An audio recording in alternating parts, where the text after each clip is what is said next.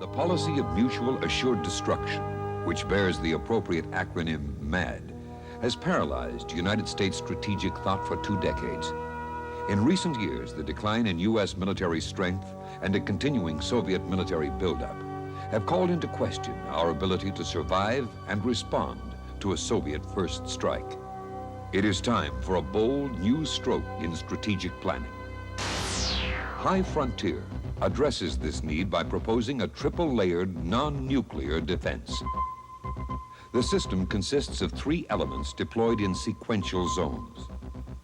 The first is a global ballistic missile defense, a low Earth orbit network of space trucks or carrier vehicles that deploy clusters of small, non-nuclear interceptors capable of neutralizing enemy ICBMs during the initial boost phase. A second-level defense catches most of the missiles that get through the first layer. Finally, a ground-based point defense system is designed to enhance survivability of our existing Minuteman forces. Separately and together as an integrated system, each element of this defensive plan acts to increase U.S. ability to survive and respond to a Soviet first strike. They form a credible deterrent to Soviet military planners who may advocate a first strike policy. Let's examine each element of the High Frontier proposal. At the heart of the plan is a network of small space trucks or carrier vehicles in highly inclined 300-mile orbits. Each truck is capable of deploying numerous small heat-seeking interceptor missiles in an expanding sphere along its orbital track. Overlapping orbital tracks provide continuous coverage. Here is a possible intercept scenario. At launch, a Soviet ICBM rises almost vertically, then pitches over, more nearly following the Earth's curvature as it gains speed and altitude. Above the horizon, sensors can easily detect heat from the missile's exhaust against the cold background of space. Targeting computers select the appropriately positioned carrier satellite. Several interceptors are deployed and fan out as they accelerate along the orbital track.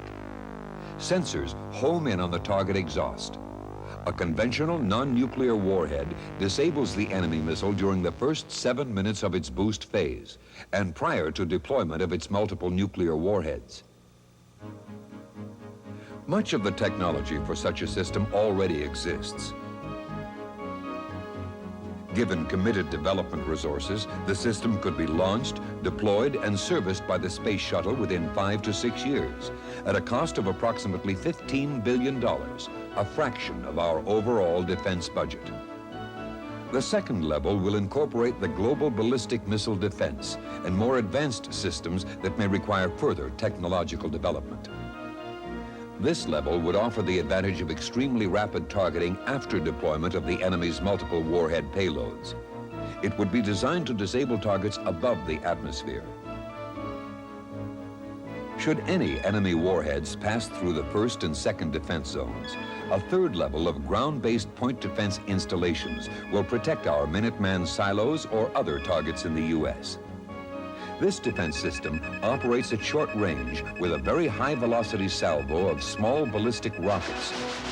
One such device, the Swarmjet, is already under development. Swarmjet, or other devices like it, could be deployed immediately and at relatively low cost. This would complicate an attacker's targeting problems and thereby enhance our deterrent capability.